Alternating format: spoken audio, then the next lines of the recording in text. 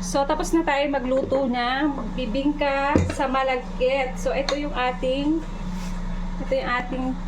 sinaing na malagkit. Ayan. Lagay na natin yan yung corn sa ating Pyrex.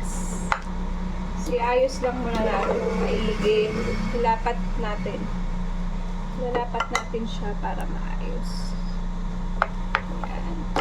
Saidin nyo yung kapisayan ng nasa kaldero. Yan. Ayan. Saidin natin yan. Kasi mahal ang kilo ng malagkit. Ipipino natin siya, guys. Pino. Tapos natin ilalagay yung ating ginawang maskobado na may gata.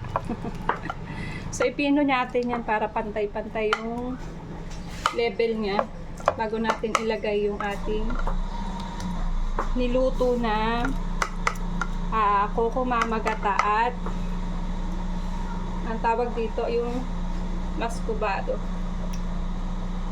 Bakit kaya ang sarap ng malagkit kahit wala pang asukal? Ayan, pantay na natin.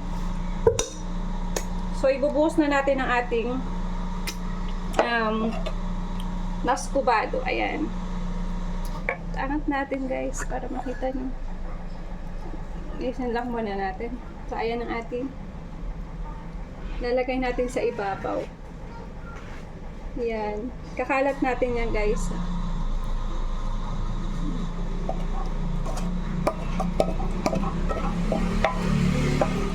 Yan.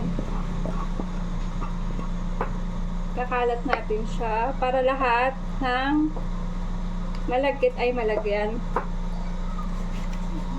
Yan. Kalat nyo yan, guys. Kasi yan yung magpapatamis sa malagkit. Kaya tinawag siyang bibingka sa malagkit. Apakadali lang, guys, gumawa ng ating topping sa ibabaw ng ating bibingka. Yan. Super yummy. Naamoy ko na kaagad siya. Napakabango. So, ikalat natin siya. Kailangan lahat ng yung white ay malagyan natin para malasa. Para pag in-slice natin, pantay yung ating pampatamis sa ating malagkit. Tapos, i-rest muna natin siya, syempre, para kumapit yung ating maskobado at gata. Yan. Super yummy. So, side din natin yan dito sa kawali. Hindi ako nagpasobra kasi ayoko may masasayangan na ingredients. At kukunti lang naman kami dito. At walang ibang kakain. So, dahil alam nyo na, mahal na araw, ito yung mga siniserve at madali at napakamura lang. Napakadali lang yan.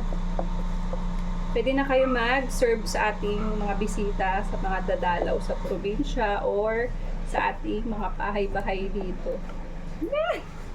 O, diba? Napakasimple lang. Meron na tayong bibingka sa malagkit. Yun lang, guys, and bye!